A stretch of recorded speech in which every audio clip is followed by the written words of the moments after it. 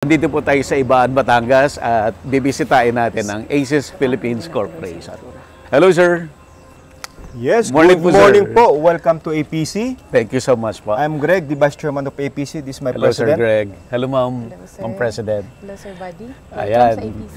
So, salamat po at binigyan nyo kami ng chance na mai-cover ang ginagawa po ninyo. Kasi I heard na isa kayo sa nangungunang dairy dito sa Pilipinas. Yes po, totoo po yung sinasabi nyo. Kami pa isang pinakamalaking dairy farming po dito sa Pilipinas. Ito pong area na ito ay kasalukuyang isang farm namin na meron kaming mga baka at ang aming processing plant para sa dairy. Ayan.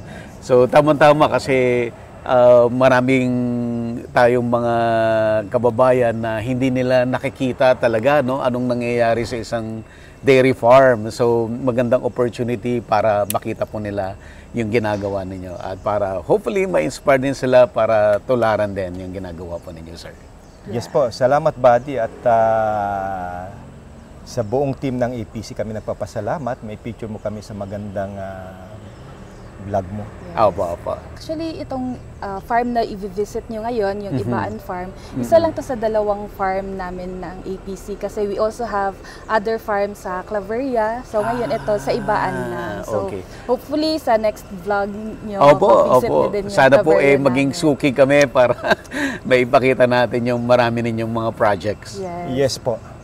Gusto mo bang matuto ng agribusiness, crops, livestock and poultry, aquaculture, at ma-inspire sa mga success stories?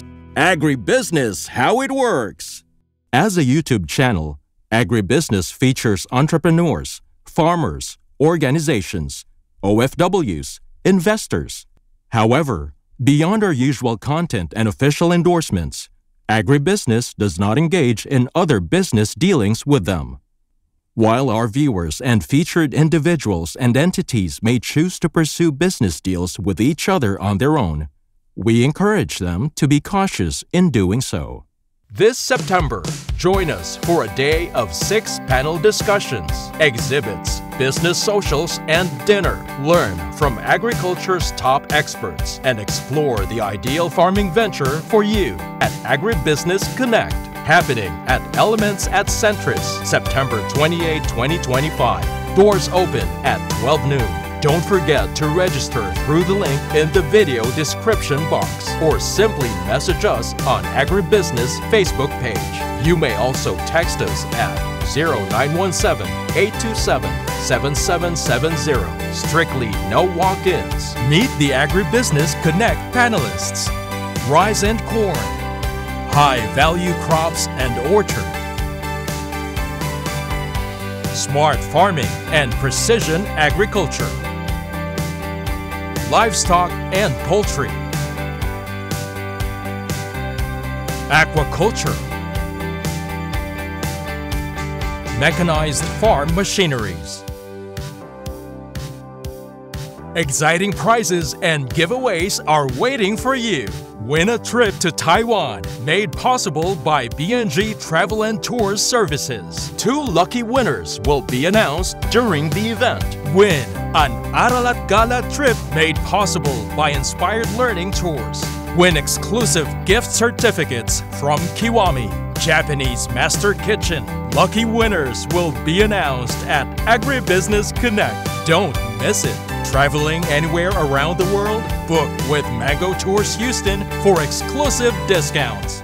We would like to thank our major sponsors. Rural Bank of Angeles, your rural bank of choice. Tate Vanaman Feeds, best value solutions for shrimp farming. AgriDom, empowering you with digital agriculture. Amo, ako'y magsasakang organiko. Itaas ang ani, ibaba ang gastos. All certified equipment, a company steered by experts, manned by professionals. Greenland Organic Fertilizer, katuwang sa pag-asenso ng magsasakang Pilipino. Tuburan Coffee, hand-picked and roasted with love. And Tuburan 360, Nutri-Hydro Plant Nutrients. Think precision, think Nutri-Hydro. Villa Orbe Farms, pioneer of pure Berkshire and grass-fattened crabs. Bulacan Dragon Fruit Depot, source of quality dragon fruits and planting materials. Dendrotonics, Agarwood and Deforestation, for God, country and wealth. Bio and Biofertilizer, teknolohiyang Pilipino, gawang Pilipino, para sa Pilipino. Yamang Bukid, galing sa kalikasan, alay sa kalusugan. Rick Zwan, sharing a healthy future. Restore Solutions, reinventing sustainability. Transparent, print on anything. Don Benitos, Pambansang Cassava. We would also like to thank Sugarcane and Beyond, RSL Fish Crackers, Innovative Agro Industry. Rumsol, Boa Machines, Turbulent Greenhouse, Crispy King, Asil Laboratories. Don Ricardo's Lechon House. Bank of Makati. Goodell Chocolate. Card MRI. See you in Agribusiness Connect. Agribusiness Connect. Agriculture in full view. Sa farm namin, nandito kasama namin ngayon yung farm manager namin, si Ms. Rema. So, Hello, ma'am. Hello, welcome Morning po. po. So, siya yung magtutour sa inyo doon sa farm natin. Madami kayong makikita doon, sir. Opo. Alright. Punta po tayo sa farm. So, part po ng biosecurity, kailangan natin talaga magbota ng malinis, bagong bota kasi para hindi ho makontaminate yung farm. Yes, sir. And Ayan. before that, with the bota itself, then pagdaan po natin sa mga gates, may mga footbath, may mga wheelbath po tayo. So, number 1 protocol po natin is to make sure po malinis po yung mga ano natin. Apo. With this one, Sophia, pakitanggal mo na lang. Oo, kasi maraming mga personnel kami involved Yes, sir. sa different areas. Sir, ang una po natin is silage, yung mga pagkain Silage, po nila. Then po, after po noon, ay punta po tayo sa organic fertilizer po. Kasi sa dami po ng manure, hindi po yung ginagawa namin. Then sa mga baka na po tayo after. Footbath po tayo. So, before we enter, sir, baba muna tayo, sir, for the footbath, and then sasakyan po natin is dadaan for the wheelbath. Kung part mo ng biosecurity, kasi sa dami ng mga ngayon problema. Yes, sir. So, kailangan natin gawin lahat ito. Yes, sir. Part ng Pati protocol. po yung sasakyan, dadaan din po sa So, Okay. welcome po ulit sa APC. So, we start off, mag-footbath muna po tayo for the protection po of our animals. May gamot po kasama yan.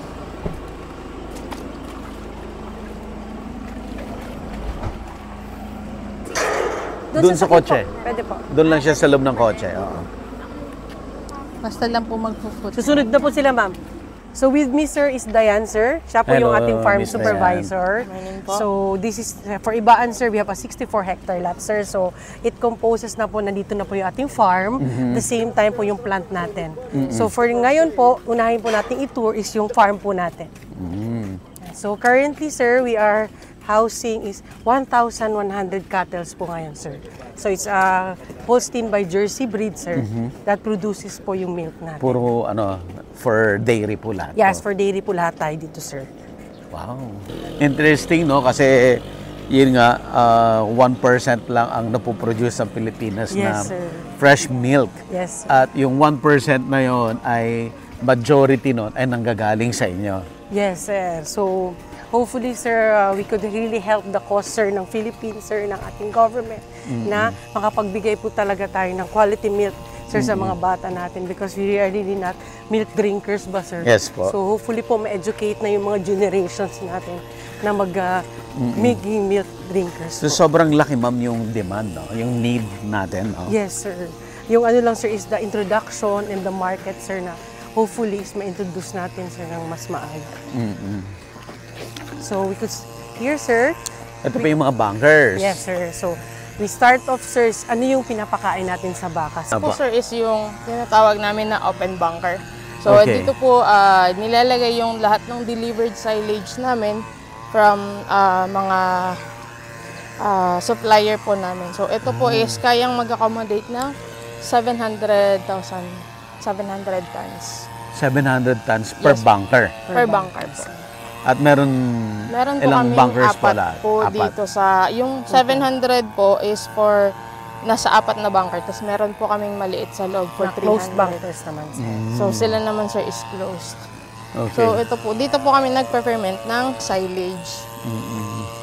Saan ba nanggagaling yung mga corn? So we have various suppliers, sir. So aside sa we have our own, sir, na we have also Na a farm farms. sa Sablayan, sir.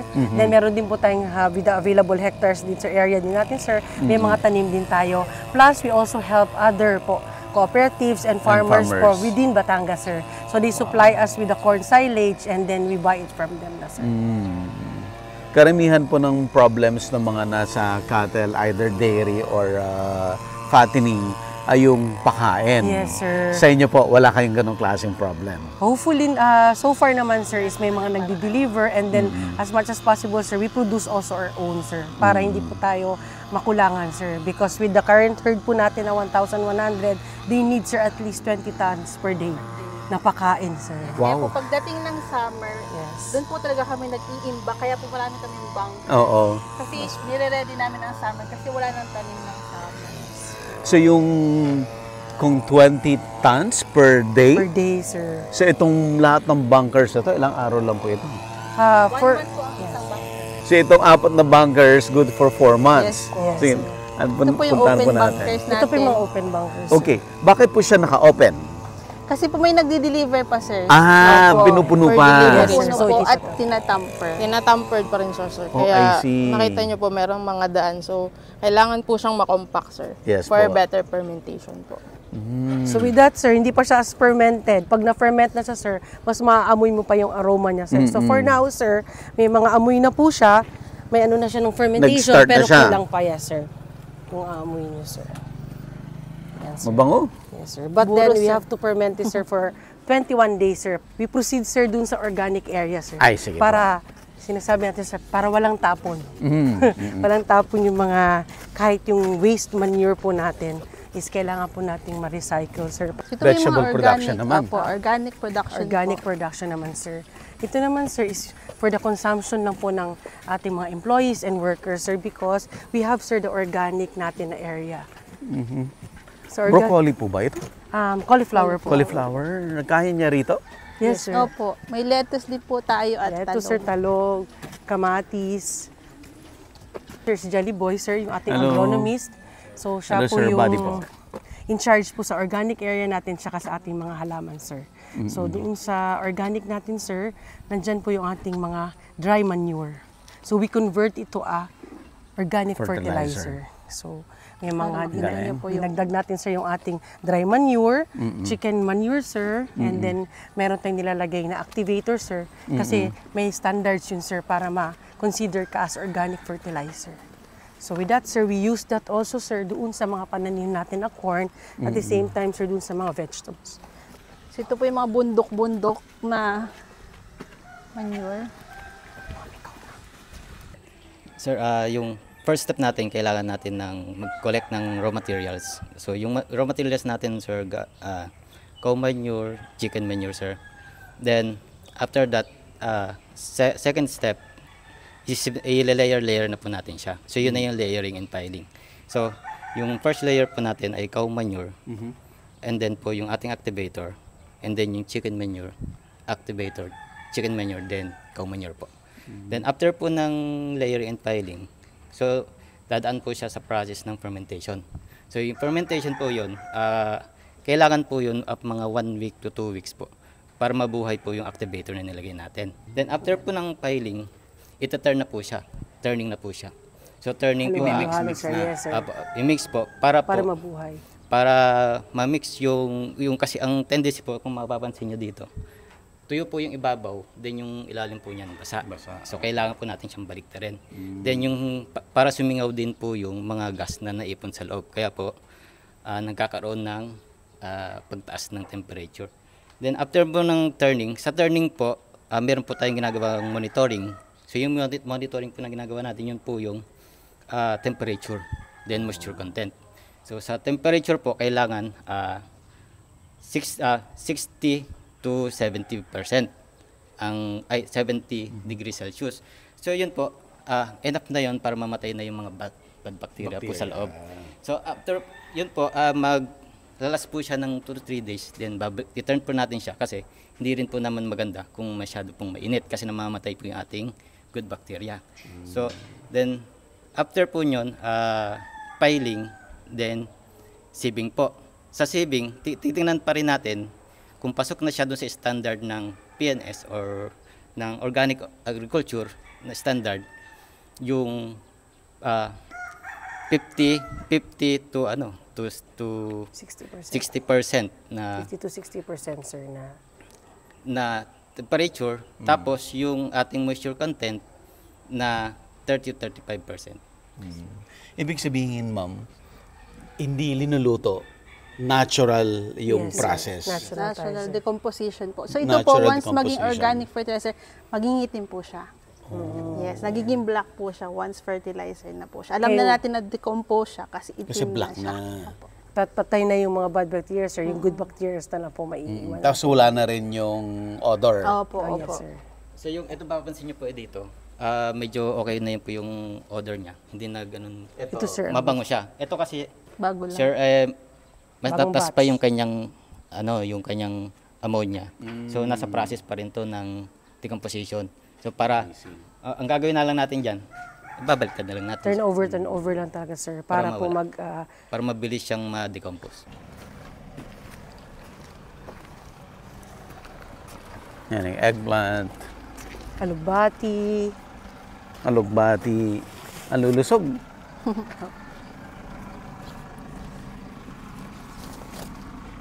And we employ sir as much as possible within the areas din sir. Within there.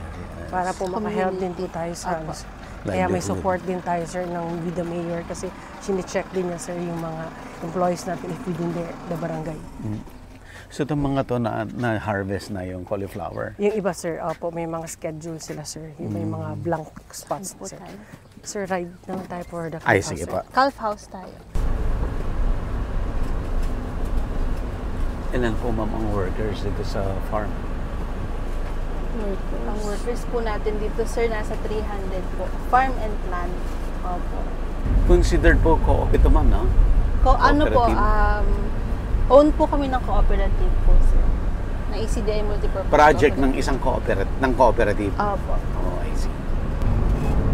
Actually, meron po kaming 6 na calf house. Isa po yung ipapakita po natin, sir.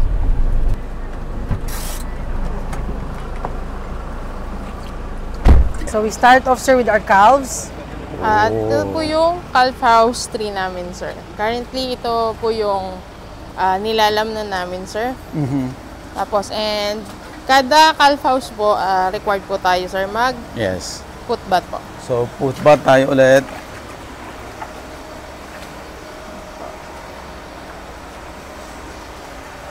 Ito po, sir, is yung calf house. Yung pen po namin is, kada pen po is for 5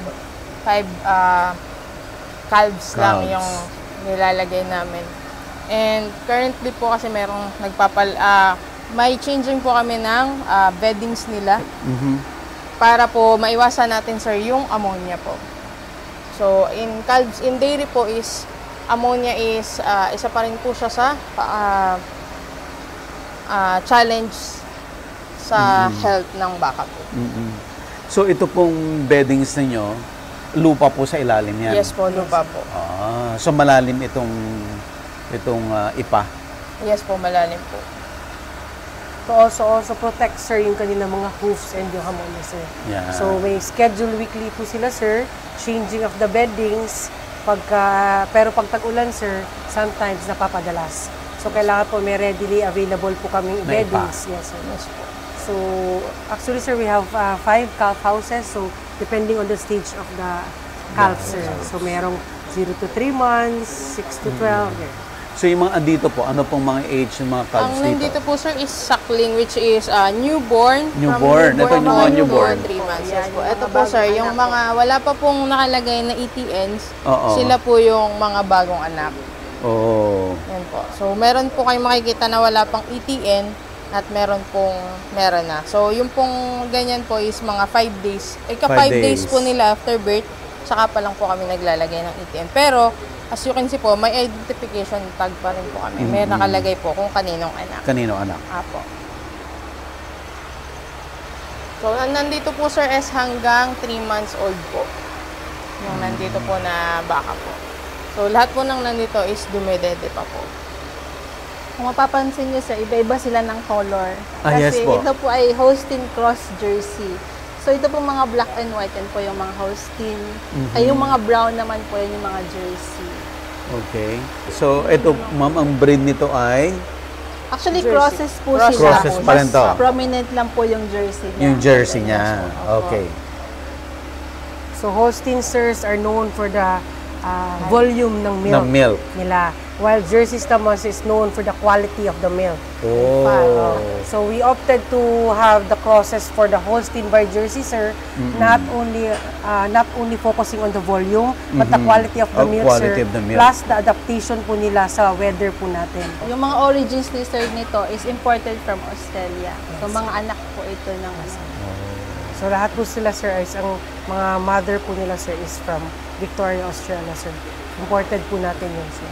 Ang parents sila imported, sila yung island-born. Opo. Yes, island-born Which is na po mas, yung island-born po, mas ano na po, acclimated na dito sa Pilipinas. Sa atin.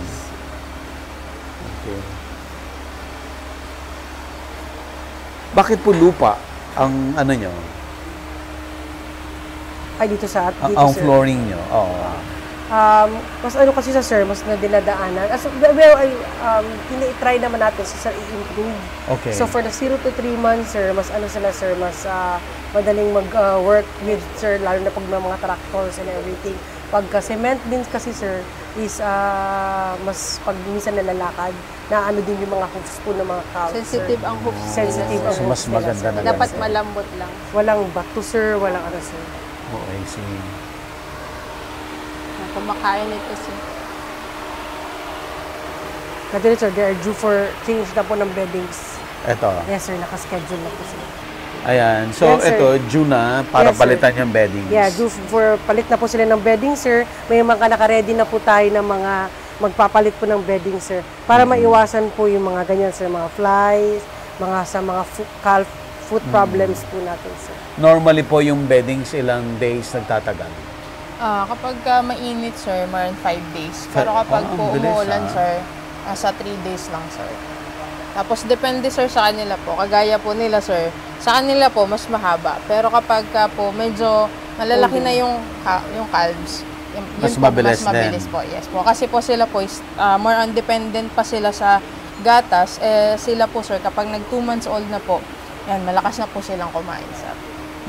Tapos, Kaya usually po, dito lang po yung part na bumababa kasi po dito lang sila lagi Nagstay, kung saan sila kumakain. Yes po, for the food po, tsaka sa tubig, sir. So, ano po yung proseso niyan? Tanggalin siya, tas palitan, or dagdag-dagdag lang? Tanggal po, sir. Kagaya Tanggal po ng talaga. ginagawa nila, sir. Tatanggalin po Ipakita na, iipunin. pwede po natin Yes, sir. ipakita. Tanggal po, tapos lalagyan pa rin po siya ng disinfectant bago po lagyan ng panibago. Yung panagbago. Yes po. Tinatanggal po talaga yung sinasako rin po yan sa okay. Yes po. So, tinatanggal natin, sir, yung old, sinasako po, then we palit po ng mga bagong ipa, sir. Tapos ito Kasi rin po, nandun na rin kasi, sir, yung ano. dinadala rin po siya, sir, sa organic. Oo, magiging Yes po. material din sa Yes po. fertilizer. Fertilizer din po siya, sir. Kasama rin po siya. Kahit yun, ma'am, na hindi pa Yes masyadong basa, tanggal din talaga Yes po. lahat. Kaya po malakas po kami kumonsume ng ipa Ipa. po. Yes po. Lalo po kapag kakalbing season kami, sir. Grabe.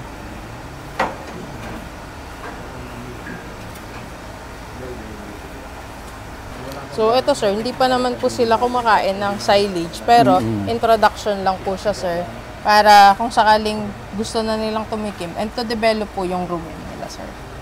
For the Kaya may food development. lang dito. Yes po. Ito po is for introduction lang sa kanila ng pagkain.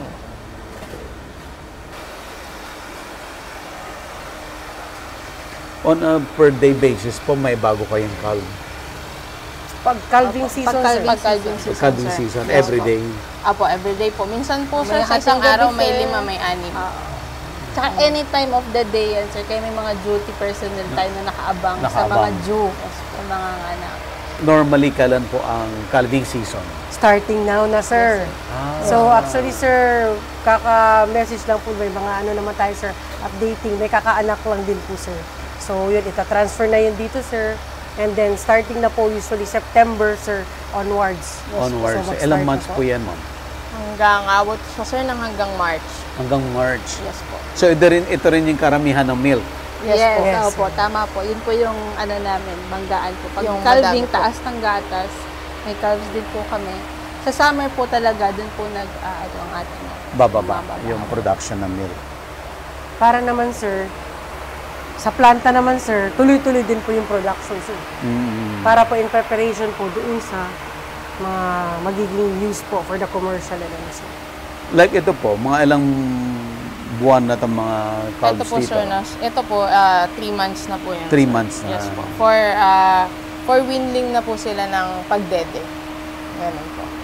Pag i-winin sila, saan ho sila ilalagay? Pag winning sila, sir, ang ginagawa kasi namin, sir, is sa baba. So, malayo po. Ngayon, ito po, parang dito na po sila mag-win. Pagkatapos po nilang after 7 months, diretso po sila sa barn. Barn na. Yes po. Ang 7 months po namin is nasa barn. Sa adult barn. Adult barn. Adult barn na Yes yan. po. Cow barn na po. Sa cow barn na po. So, wet season lang, sir, is minimize namin yung paglipat-lipat nila ng barns kasi dun sa baba, sir, medyo mabasa. But then, may mga ages naman po sila, sir, sa pag-transfer. Ang lalaki na lang, oh. Mga winding na to, sir. Mga winling na po kasi sila, sir. So, they are also coded naman sila, sir. So, sa ear tags nila, nakalagay naman po dyan kung ano. May mga record na po yan doon sa system natin. Sino po ang mother, sino po ang kailan siya inanak.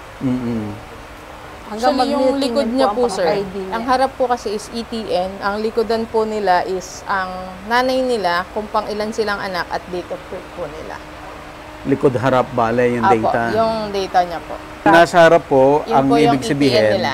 Yung ID niya po. ID niya. po. Yes po. tapos yung nasa likod, Ang nasa likod niya po is yung nanay niya, ETN ng nanay niya, kung pang ilan siya pinanganak, at kung Pang anong ilang anak po siya. araw po siya, anong date siya Come on, move! pinanganak. Come here, baby.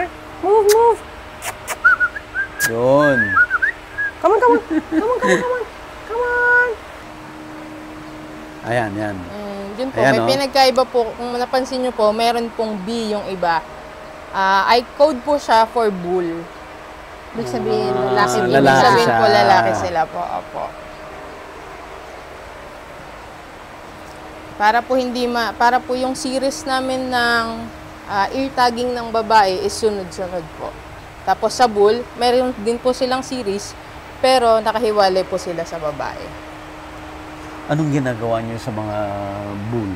Sa mga bull po, castration po, and yung iba po for katay, yung iba po pag sobrang dami nila, benta po. Benta rin. Opo, kasi sa dairy, sir, syempre milk is the female. So, Yes. ang bulls po, sir, is for meat talaga sila. Opo. And in the farm, sir, we do artificial insemination. Yes po. Useless ang Opo, sir. Useless po ang Useless ang lalaki sa dairy. sa dairy po. Sa dairy. Yung design ng itong bahay, So, yung design po nitong calf house is semi-monitor po siya, Okay. sir. Monitor type siya. May Kasi dalawang meron po siyang, yes ganon. po, may ventilation po siya sa taas. Ayun po. And yung design po is, ang alam ko, ito po ay dinesign lang ng maintenance natin po, ma'am. Yes po. Yeah, para yung area po is computed din po siya sa dimension ng para sa 5 baka lang. 5 calf. So, this was one of the oldest po Oldest natin daw, na calf house. calf houses, sir. May mga improvements na po tayo nagawa doon sa calf houses 4 and 5, sir. mas magaganda na yan. Yes, sir. Bigger na siya and Mas ano na po malaki siya, po sir. siya, sir. Mas ano na po siya. So, but given, sir, this was around 2017 pa po. So, 2017. standing pa rin siya, sir. No. Sir, Ano tayo ulit? bago po lumabas, kasama pa rin po siya. Bakit po? Anong reason po? Para yung tinapakan po natin dito, sir, is hindi natin madala sa Madala. Other po. Just in case may Yes po, dito. just in case po na meron po. Kaya kailangan po, pag pumasok po, magpuputbat tayo, paglabas po, magpuputbat tayo. So every sir, every segments may mga segment leader tayo. So for the calf house, sir, yung nakita niyo po kanina si Doc Mark. So siya po yung in charge, sir. So every segment like silage, yung nakita niyo, sir, organics, calf, so barns, may mga segment leaders po yun. Kailangan po talaga nilang round the clock po ang monitoring because sabi nga, sir, sometimes wala sa oras, nanganganak, sometimes po yung mga baka may mga sir. Lalo na for the calves, sir. But for the cows naman, sir, ma-explain mamaya nila Dayan, may mga pedometers naman sila, sir, to monitor their activities. So makikita naman yun doon sa record room natin. Grabe. Agribusiness merch is now available on Shopee and Lazada. Agribusiness, how it works. Instruct, inspire, succeed.